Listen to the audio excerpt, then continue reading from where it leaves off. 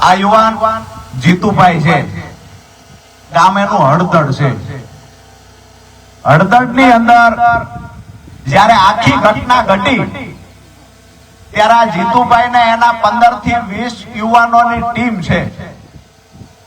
મેં ત્યારે કહેલું કે હું પોલીસની સામે સરેન્ડર થઈ જાઉં છું. આજે આ બધી વાસ્તવિકતા બધી વાત એટલા માટે કરું છું કે ક્યાંક ને ક્યાંક જૂઠી અફવાઓ ફેલાવવામાં આવે છે તે લોકો સુધી વાત પહોંચે, ગુજરાતના ખેડૂતો સુધી, છેવાડાનો રહેલો નાગરિક છે એના સુધી સાચી વાત પહોંચાડવા માટે થઈને આ વાતને ઊંડાણપૂર્વક કરું છું. આ જીતુભાઈની 15-20 લોકોની ટીમ છે. જ્યારે ઘટના ઘટી અને આ ઘર્ષણની શરૂઆત થઈ અને ખબર પડી કે ઘર્ષણની શરૂઆત થઈ છે, મેં એવું કીધું, મને આવીને કીધું ગોલી બાજુ પથ્થરમારો થાય છે, પોલીસ સાથે ઘર્ષણ થયું છે. અમે જ્યાં ઉભા હતા અહીંયાથી તો એ જગ્યા ઘણી દૂર હતી. મને કીધું કે મેં કીધું હું પોલીસ સામે વયો જાઉં, સરેન્ડર થઈ જાઉં છું. ખરેખર આ જગ્યાએ મારે હાજર થઈ જવું જોઈએ.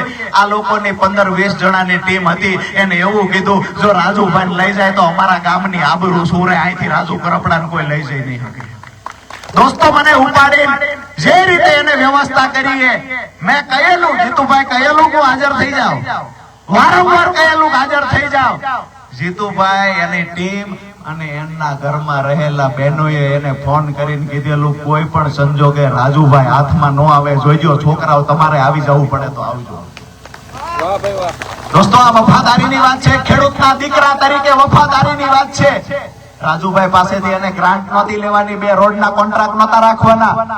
આજે પણ એ માણસ આખું આયોજન જે થયું એ આયોજનમાં ક્યાંક ને ક્યાંક આ ભાઈનું નામ FIR માં પણ હતું. અને સૌથી મહત્વની ભૂમિકા એની એ હતી કે રાજુભાઈ કરપડાને ગામમાંથી બહાર કોઈ મૂકવા ગયું હોય ત્યાં જીતુભાઈ ગયા છે ને એવો ગુનો એના પર દાખલ થયો હતો.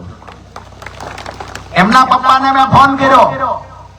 જયારે હું અહીંથી નીકળી ગયો તો હજુ હાજર નહોતો થયો. મને ખબર પડી કે એને પોલીસ ગોતે છે. એના પપ્પાને મેં ફોન કર્યો કે ખરેખર નામ જીતુભાઈ નું આવ્યું છે, હાચવીને રાખજો. ક્યાંક ને ક્યાંક મારો ગુસ્સો એના પર ઉતાર છે. એના પપ્પાએ કીધેલું રાજુભાઈ તમે હાચવીને રહેજો, મારા દીકરા 3 છે, એક જેલમાં વિયો જાય કોઈ વાંધો નથી.